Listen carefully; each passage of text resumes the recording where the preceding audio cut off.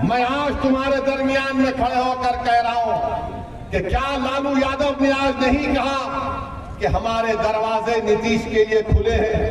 लालू जी, आपका घर तो खुल गया, अब कौन सा दरवाजा खोलेंगे नीतीश के लिए आप? मुझ पर इल्जाम लगाने वाला अगर आज मैं डगरवा में खड़े होकर कह दूं कि लालू ने मोदी से सेटिंग की, लालू ने मोदी से बातचीत करके नीतीश को और आरएसएस को बिहार के हवाले कर दिया, बताओ क्या जवाब दोगे उसका? तुम समझते हो कि जबान सिर्फ तुम्हारे मुंह में है? अरे जबान तुम्हारे पास होगी जो बिखी हुई है। मगर मैं आज कह रहा हूं कि क्या तेजस्वी और लालू जिम्मेदार नहीं है बिहार में बीजेपी को लाने के लिए? बताओ आप। अगर हम चुनाव लड़े तो वैसी वोट काट रहा है।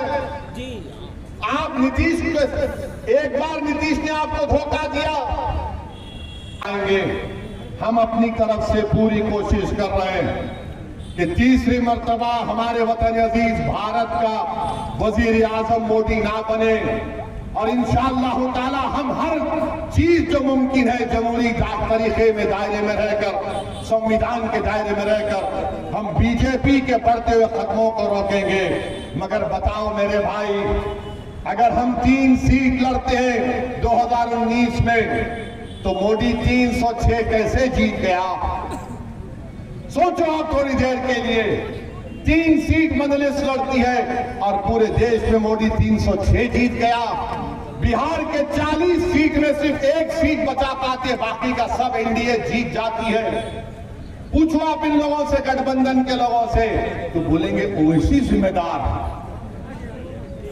अब ऐसा हो गया कि अगर किसी गठबंधन के घर नेता के घर में अगर गाय भैंस है, सुबह में गाय भैंस ने दूध नहीं दिया, मुर्गा ने आवाज नहीं लगाई सुबह 4 बजे, तो कोई जाकर पूछेगा आज मुर्गा ने आवाज नहीं लगाई, भैंस ने दूध नहीं दिया, क्या वजह? तो बोलेगा ओवैसी दरगाह में आया था, यहां से गया है, इसीलिए भैंस ने कहा कि हम दूध नहीं देंगे। मैंने हर चीज की जिम्मेदारी हम पर आयद हो जाती है, हमको इससे कोई फर्क नहीं पड़ता।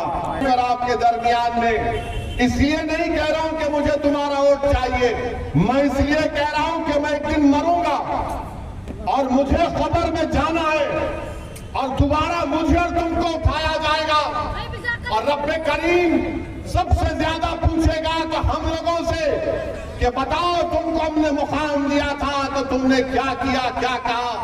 मैं उस दिन के लिए ये कह रहा हूं, मैं सच्चाई को सामने रखकर कह रहा हूं, और सच्चाई यही है कि कोई बाबरी मस्जिद का नाम लेने को तैयार नहीं है। पार्लियामेंट में मैंने खड़े होकर कहा बाबरी मस्जिद जिंदाबाद जिंदाबाद, तो बताओ क्या किया मैंने?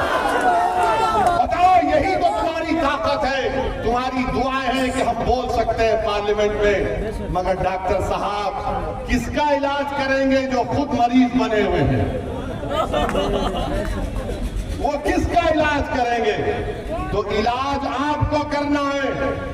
जब पार्लियामेंट का इलेक्शन होगा तो आपको एक बोलने वाला तो अख्तर अली ईमान जरूर है, मगर अख्तर अली ईमान के सीने में धड़कता हुआ दिल है।